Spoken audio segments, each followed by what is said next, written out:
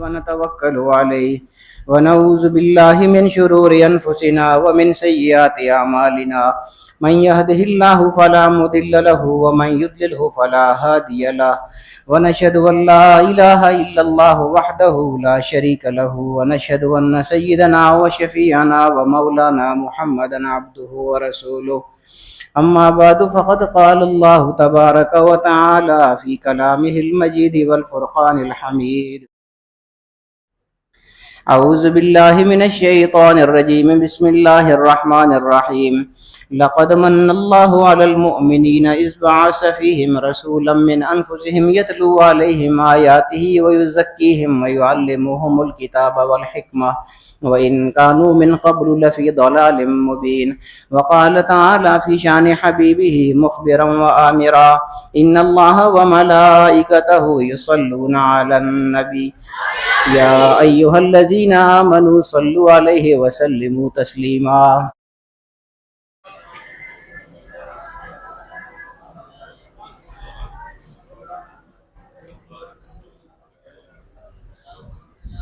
اب یہ ربیع الاول شریف کا مہینہ شروع ہو چکا ہے.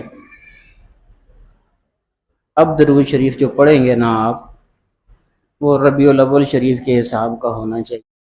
ویسے تو جب بھی حضور علیہ الصلوۃ والسلام پر درود شریف پڑھنے کا وقت ہو تو آدمی کو اپنا آپ بھول جانا چاہیے، کیونکہ سب سے بڑی ہستی اس کائنات میں اللہ رب العالمین نے جو ہم کو عطا فرمائی ہے وہ حضور علیہ الصلوۃ والسلام کی ذات ہے. ان سے کوئی بڑی ہستی ہے ہی نہیں، ہے ممکن ہی نہیں. اس لیے جب ان پر درود پڑھیں تو عام حالات میں بھی ایسے پڑھیں کہ اپنے آپ کو آپ بھول جائیں. اور پھر ربیع الاول کے دنوں میں جو خاص طور پہ حضور علیہ الصلوۃ والسلام کی آمد کا مہینہ ہے، آمد کے اوقات ہیں اس میں تو بہت ہی زیادہ اہتمام کے ساتھ کوئی بھی زبان خاموش نہ رہے. ایک دفعہ پھر سارے پڑھیے اللہم صلی علی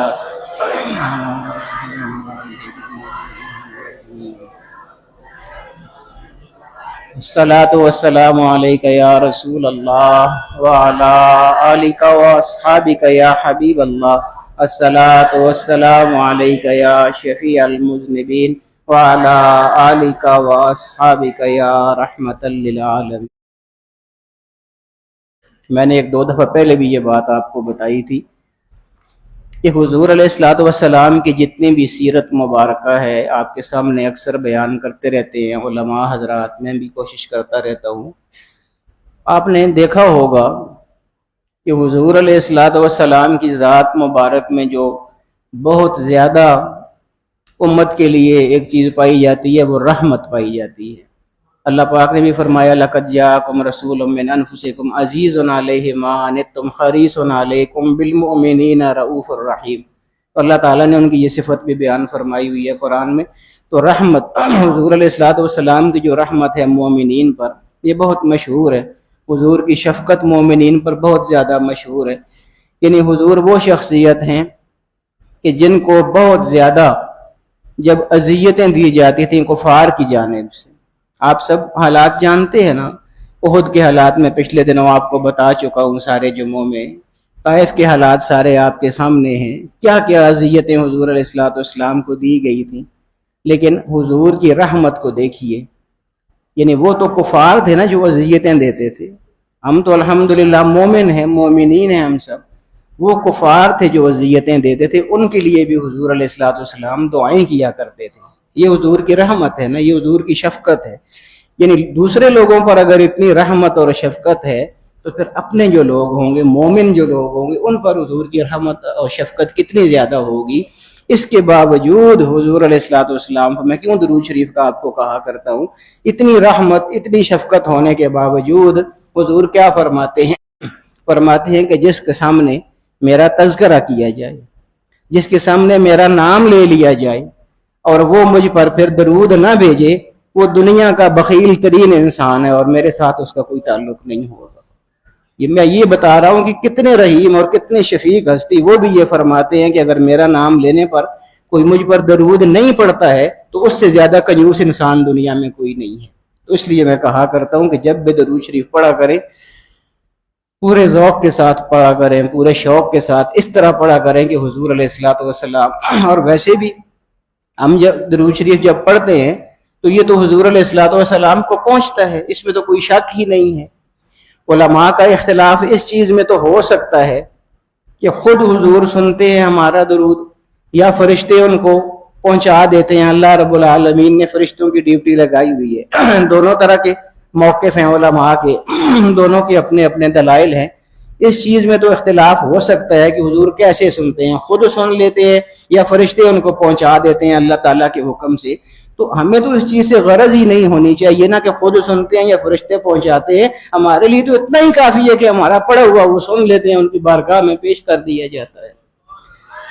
इसलिए इस बात में पढ़ने की जरूरत ही नहीं है कि कैसे पहुंचता है।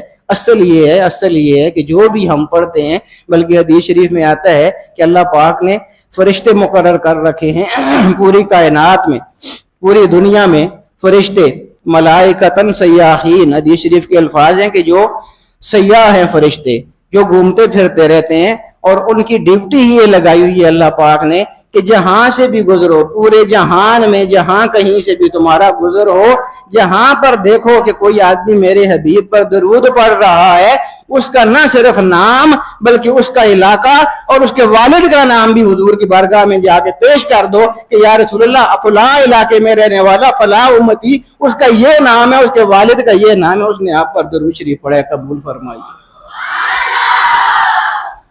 ये इसलिए मैं कहा करता हूँ दरूद शरीफ तो बहुत बड़ी चीज है। और कुरान करीम की एक आयत जिसमें दरूद शरीफ का तज़किरा है, कितने ही पहलू है उस आयत को समझने के, मैं हैरान होता हूँ। अल्लाह पाक कुरान करीम में फरमाता है कि ये जो आमतौर पर पढ़ी जाती है दरूद शरीफ के मौका पर, इन्नल्लाह व मलाइकतहु युसल्लूना अलन नबी, बेशक अल्लाह और उसके मलाइका फरिश्ते युसल्लूना अलन नबी, नबी अलैहिस्सलातु वस्सलाम पर रहमतें भेजते हैं, दरूद भेजते हैं। ये एक तरीका बताया अल्लाह पाक ने अपना और अपने फरिश्तों का, मलाइका का। फिर आगे हुक्म दिया कि या अय्युहल्लज़ीना आमनू सल्लु अलैहि वसल्लिमू तस्लीमा, ए ईमान वालो, ए मोमिनो, तुम्हें भी ये चाहिए कि तुम भी उन पर दरूद भेजा करो, सलाम भेजा करो। ये आयत है दरूद शरीफ वाली। बहुत सारे पहलू हैं इस आयत को समझने के। सबसे पहली बात तो इसमें यह देखिए कि अल्लाह रब्बुल आलमीन ने मुख्तलिफ इबादात का हमको हुक्म दिया है। नमाज का हुक्म है कुरान करीम में, अकीमुस्सलात, ज़कात का हुक्म है, आतुज़ ज़कात, इज़ा जाअ नस्रुल्लाहि वल फ़त्ह व रअयतन नास यदखुलून फ़ी दीनिल्लाहि अफ़वाजा फ़सब्बिह बिहम्दि रब्बिक वस्तग़फिर। यानी ये सारे अहकाम हैं, इस्तिग़फ़ार करो, अल्लाह की तस्बीह करो, नमाज पढ़ो, रोजे रखो, हज करो, ज़कात दो, ये सारे अहकाम अल्लाह पाक ने हमारे लिए बयान फरमाए हैं। ये सारी इबादत हैं जो अल्लाह पाक ने हमें अता फरमाई हुई है। दरूद शरीफ भी एक इबादत है, हुज़ूर अलैहिस्सलातु वस्सलाम पर दरूद पढ़ना ये भी एक इबादत है, नफली इबादत है। बहुत सारी इबादतें ऐसी हैं जो फ़र्ज हैं, कोई वाजिब हैं, कोई नफल हैं, कोई सुन्नत हैं, कोई मुस्तहब हैं, मुख्तलिफ दराजात हैं। तो हुजूर अलैहिस्सलातु वस्सलाम पर दरूद शरीफ पढ़ना ये नफली इबादत में से एक है। आप जानते हैं कि सबसे ज़्यादा दर्जा फ़र्ज का होता है। फ़र्ज नमाज मसलन सबसे ज़्यादा अहम है, उसके बाद फिर वाजिब होता है, उसके बाद फिर सुन्नत मुअक्कदा होता है, फिर सुन्नत गैर मुअक्कदा, फिर नफल। ये यानी मुख्तलिफ दर्जात हैं इबादतों के, कौन सी ज़्यादा ज़रूरी है, कौन सी फिर उससे कम ज़रूरी है, कौन सी उससे कम ज़रूरी है, इस तरह। तो फ़र्ज बहुत ऊंची इबादत है, वो किसी हाल में आप छोड़ नहीं सकते। मसलन नमाज, फ़र्ज नमाज जो है वो अगर कज़ा भी हो गई आपकी, तो जो फ़र्ज रकअतें हैं वो आपने बाद में भी अदा करनी है। बेशक सुन्नतें कज़ा नहीं होंगी लेकिन फ़र्ज आपने हर हाल में कज़ा करने हैं बाद में, जो नमाज आपकी रह गई है। तो यह अहमियत है, मैं आपको ये बता रहा हूँ कि फ़र्ज बहुत ज़्यादा अहम चीज़ है, फिर उसके बाद वाजिब। तो नफल बहुत बाद में आता है, यानी नफल उसको मुस्तहब कहा जाता है। नफल ऐसी इबादत होती है कि जो अगर आप करें तो आपको सवाब होगा, और अगर ना करें तो गुनाह कोई नहीं होगा। मिसाल के तौर पर नमाज पढ़ के आप 2 या 4 नफल पढ़ते हैं, तो अगर पढ़ेंगे तो आपको सवाब होगा उन नफलों का, लेकिन अगर नहीं पढ़ेंगे तो सवाल कोई नहीं होगा, मुआखजा कोई नहीं होगा कि नफल क्यों नहीं पढ़े थे। लेकिन फ़र्ज अगर नहीं पढ़ेंगे तो उनका मुआखजा होगा कि क्यों नहीं पढ़े थे, क्यों छोड़ दिए थे। तो नफल नीचे की इबादत है, फ़र्ज बहुत ऊपर की इबादत है। मैं ये समझाना चाह रहा हूँ کہ فرض بہت اہم ہے، نفل اس کی بنسبت بہت نیچے ہے، اور حضور علیہ الصلوۃ والسلام پر درود بھیجنا یہ نفلی عبادت ہے، یعنی درجے کے لحاظ سے بہت کم ہے، لیکن اس کو یہ اعزاز حاصل ہے کہ یہ اللہ پاک کی سنت ہے۔ اللہ پاک نے قرآن کریم میں یہ فرمایا، دیکھیں نا، فرضی عبادات جتنی ہیں وہ بے شک بہت اہم ہیں، لیکن وہ ساری ہم نے کرنی ہے، اللہ نے نہیں کرنی۔ اللہ پاک نماز نہیں پڑھے گا، اللہ پاک زکوٰۃ نہیں دے گا، وہ حج نہیں کرے گا، وہ روزہ نہیں رکھے گا، یہ سارے کام بے شک فرض ہیں لیکن کرنے ہم نے ہیں۔ درود شریف ہے نفل، لیکن صرف ہم نے نہیں کرنا بلکہ اللہ پاک بھی کر رہے ہیں، اس کے ملائکہ بھی کر رہے ہیں، اور پھر ہمیں بھی حکم دے رہے ہیں۔ اللہ پاک فرماتا ہے ان اللہ وملائکتہ یصلون علی النبی، اللہ پاک نے نفلی عبادت کا حکم تو ہمیں دیا، لیکن اس طرح نہیں دیا کہ جیسے باقی ساری نفلی عبادات ہیں کہ ان کا درجہ کم ہے۔ فرمایا کہ یہ ہے تو نفلی عبادت، لیکن اس کا درجہ اتنا زیادہ ہے کہ میں بھی اپنے اسلوب ایک بیان فرمایا اللہ پاک نے، اور باقی ساری عبادات کا اسلوب اللہ پاک نے تبدیل کر دیا۔ خود کوئی عبادت نہیں کرتا ہے، نہ روزے رکھتا ہے، نہ نمازیں پڑھتا ہے، لیکن درود شریف پڑھنے کا جب وقت آیا اس اسلوب کو ہی تبدیل فرما دیا۔ فرمایا کہ اے ایمان والو، تم میرے نبی پر رحمتیں بھیجا کرو، سلام بھیجا کرو، بے شک یہ نفلی عبادت ہے، لیکن میں تم کو یہ بتاؤں کہ یہ صرف نفلی نہیں ہے، یہ کسی اور کی سنت بھی نہیں ہے، بلکہ یہ خالصتاً میری سنت ہے، کیونکہ ان اللہ وملائکتہ یصلون علی النبی، اس لیے کہ میں اور میرے ملائکہ بھی میرے محبوب پر درود بھیجتے رہتے ہیں، اس لیے تم کو حکم دیتا ہوں کہ تم بھی ان پر درود اور سلام بھیجتے رہا کرو۔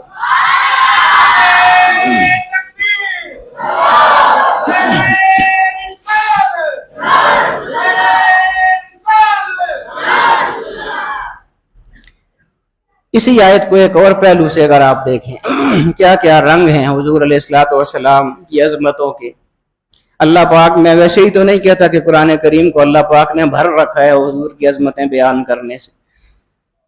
ایک اور پہلو سے اس آیت کو دیکھیں کہ اللہ پاک نے ہم کو یہ حکم فرمایا کہ ان پر رحمتیں بھی بھیجو، درود بھیجو، سلام بھیجو۔ یہ حکم فرمایا یا ایھا الذین آمنوا صلوا علیہ وسلموا تسلیما، اے ایمان والو ان پر درود بھی بھیجو، رحمتیں بھیجو، سلام بھی بھیجو۔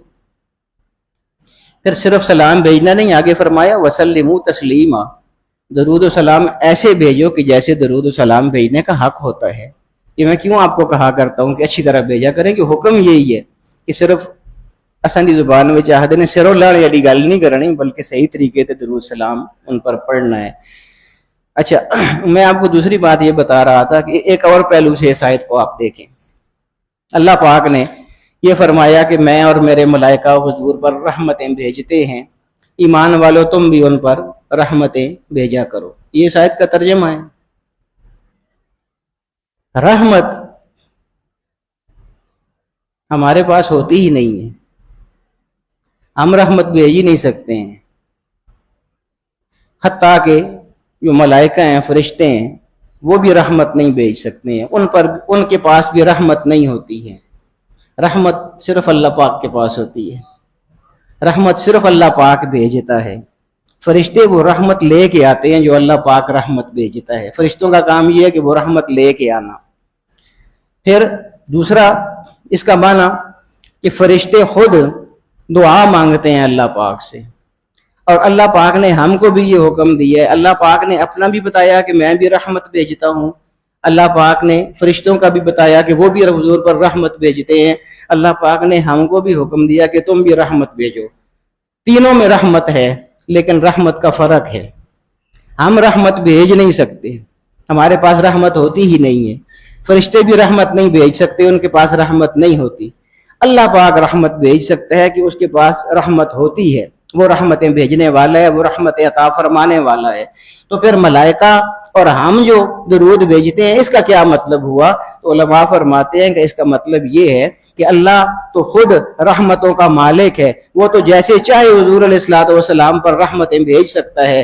فرشتے رحمتیں ان کے پاس نہیں ہوتی ہیں، ہمارے پاس رحمتیں نہیں ہوتی ہیں، اس کے باوجود اللہ پاک نے ہم کو یہ حکم اس لیے عطا فرمایا ہے کہ میں اور میرے ملائکہ رحمتیں بھیجتے ہیں، ایمان والو تم بھی بھیجا کرو۔ تو اس کا طریقہ یہ ہوگا کہ رحمت رحمت چونکہ ہمارے پاس ہے ہی نہیں ہے، فرشتوں کے پاس بھی نہیں ہے، صرف اللہ کے پاس ہے، تو اللہ کا رحمت بھیجنا اور ہمارا رحمت بھیجنا، اس میں فرق یہ ہوگا کہ ہم اللہ پاک سے دعا کریں گے کہ اے باری تعالیٰ تو ان پر رحمتیں بھیج، اور باری تعالیٰ ہم ان کے مقام، مرتبے اور عظمتوں سے پوری طرح واقف ہی نہیں ہے، اور تو ان کی عظمتیں ساری کی ساری جانتا ہے، اس لیے باری تعالیٰ ہمیں تو ان کی عظمتوں کا ادراک ہی نہیں ہے، ہم کیسے ان کی عظمتوں کے مطابق رحمتیں بھیج سکتے ہیں؟ باری تعالیٰ تجھ سے التجا کرتے ہیں، جیسی عظمتیں، جیسی شانیں تو نے ان کو عطا فرمائی ہے اور تو ان کو جاننے والا ہے، باری تعالیٰ ان کے مقام اور مرتبے کے لحاظ سے ہماری جانب سے ان پر تو رحمت نازل فرما دے۔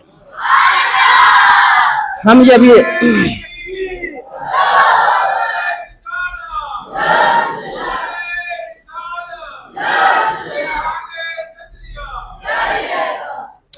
تو جب ہم حضور پر درود بھیجتے ہیں تو گویا اللہ پاک سے یہ التجا کر رہے ہوتے ہیں، ایسے ہی ہوتا ہے نا، اللہم صلی علی، اللہم کا کیا معنی ہے؟ اے اللہ، اللہ کو مخاطب کر رہے ہوتے ہیں، اے اللہ صلی علی محمد، حضور علیہ الصلوۃ والسلام پر درود بھیج۔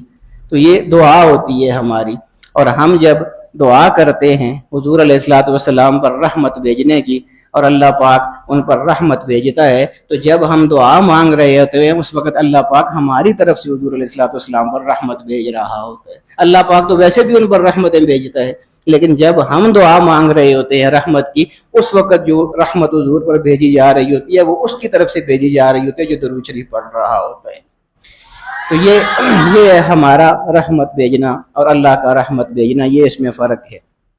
اسی آیت کو ایک اور انداز میں دیکھیے، وہی بات کہ کہاں کہاں حضور کی عظمتیں آپ کو نظر آتی ہیں، ہر چیز میں اللہ پاک نے اہتمام کر رکھا ہے۔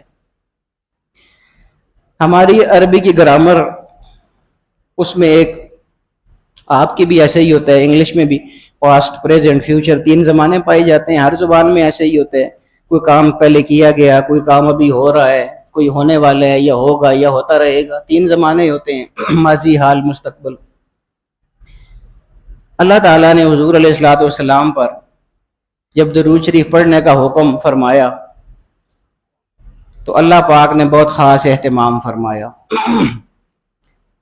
اللہ پاک نے ماضی کا صیغہ استعمال نہیں فرمایا کہ اللہ نے کہیں رحمت بھیجی تھی، تو اس لیے ایمان والو تم بھی اللہ کی سنت پوری کرو اور ان پر رحمت بھیج دو۔ یہ کوئی ایک بار کی بات نہیں ہو رہی یا ماضی کی بات نہیں ہو رہی کہ اللہ پاک نے رحمت بھیج دی تم بھی بھیجو۔ اللہ پاک اپنے لیے اور اپنے ملائکہ کے لیے، چونکہ ملائکہ نے بھی ہمیشہ رہنا ہے، ہم تو فانی ہے نا، ہماری تو یہ زندگی ہے، ختم ہو جائیں گے تو پھر کیسے درود شریف پڑھیں گے، لیکن ملائکہ تو رہیں گے، اللہ پاک بھی رہے گا، ملائکہ بھی رہیں گے۔ تو اللہ پاک نے دونوں کے لیے، اپنے لیے اور ملائکہ کے لیے جو لفظ منتخب فرمایا وہ مضارع کا استعمال فرمایا، ان اللہ و ملائکتہ یصلون۔ اب یصلون کا معنی دیکھیے عربی میں کیا ہے کہ اللہ اور اس کے ملائکہ رحمتیں بھیجتے رہتے ہیں اور بھیجتے رہیں گے۔ کب تک بھیجتے رہیں گے؟ جب تک اللہ پاک موجود ہے تب تک بھیجتے رہیں گے۔ میں یہ اس لیے کہہ رہا ہوں کہ کچھ لوگ یہ کہا کرتے ہیں نا کہ کب درود شریف پڑھنا چاہیے اور کب درود شریف نہیں پڑھنا چاہیے، یہ میں آپ کو یہ بتا رہا ہوں۔ اللہ پاک نے اس آیت میں ہمیں بتایا ہے کہ درود شریف پڑھنے کا کوئی بھی وقت نہیں ہے، جب دل کرے آپ درود شریف پڑھ لیا کریں۔ یہ ربیع الاول کے ساتھ بھی خاص نہیں ہے، یہ بھی یاد رکھیے، ٹھیک ہے؟ ربیع الاول ان کی آمد کا مہینہ ہے، اس نسبت سے زیادہ پڑھی ہے، اس میں کوئی شک نہیں ہے، لیکن ہر وقت آپ پڑھ سکتے ہیں، کوئی وقت کی قید نہیں ہے، کوئی وقت کی تخصیص نہیں ہے۔ اسی آیت میں اللہ رب العالمین نے یہ ہم کو سمجھایا ہے کہ ان اللہ و ملائکتہ یصلون علی النبی، بے شک اللہ اور اس کے ملائکہ نبی پر رحمتیں بھیج رہے ہیں، بھیجتے رہیں گے۔ تو یہی حکم پھر آگے فرمایا کہ یا ایھا الذین آمنوا صلوا علیہ وسلموا تسلیما، ایمان والو، جس طرح اللہ تعالیٰ ہر وقت اور اس کے ملائکہ ہر وقت ان پر رحمتیں، درود اور سلام بھیجتے رہتے ہیں، اس لیے ایمان والو تم بھی ان پر رحمتیں اور درود اور سلام بھیجتے رہا کرو، صبح شام بھیجتے رہا کرو، رات دن بھیجتے رہا کرو، ہر لمحہ اور ہر گھڑی بھیجتے رہا کرو۔ یہی وجہ ہے کہ علماء فرماتے نعرہ تکبیر، नारा रिसालत, किबला हजरत साहिब।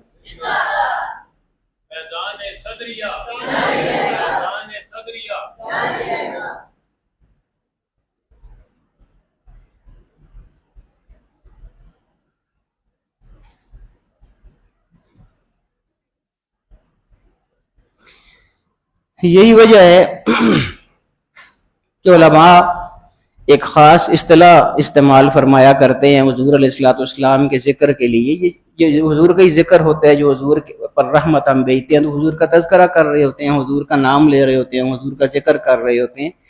उलमा एक ख़ास इस्तिलाह बयान फरमाते हैं, बल्कि इस्तेमाल करते हैं हुजूर अलैहिस्सलाम के लिए।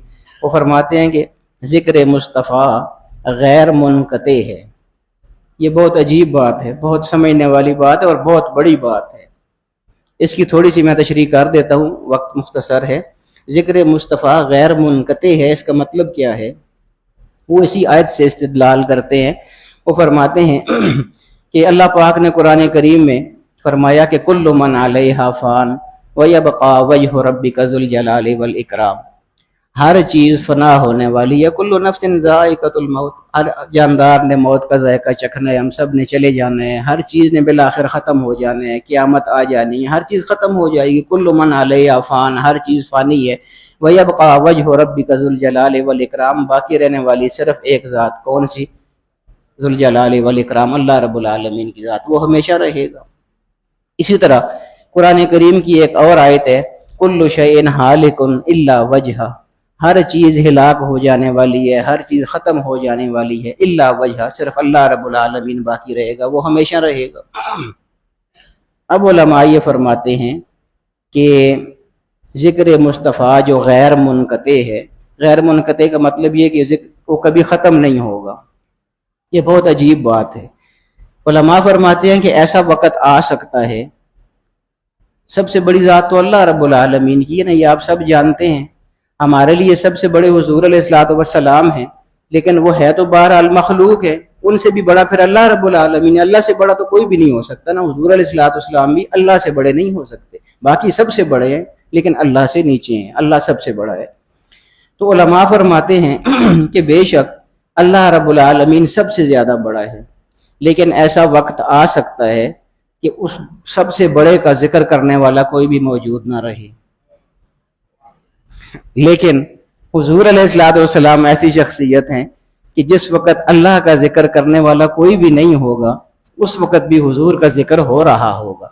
वो कैसे हो रहा होगा कि इन्नल्लाह व मलाइकतहु युसल्लूना अलन नबी कुल्लु शैइन हालिकुन इल्ला वजहा, जब हर चीज खत्म हो जाएगी उस वक़्त अल्लाह रब्बुल आलमीन का जिक्र करने वाला कोई मखलूक नहीं होगी, लेकिन अल्लाह रब्बुल आलमीन क्योंकि उस वक़्त भी मौजूद होगा, वो अब भी जिक्र कर रहा है हुजूर का और उस वक़्त भी हुजूर पर रहमतें भेज रहा होगा, इसलिए हुजूर का जिक्र उस वक़्त भी खत्म नहीं होगा।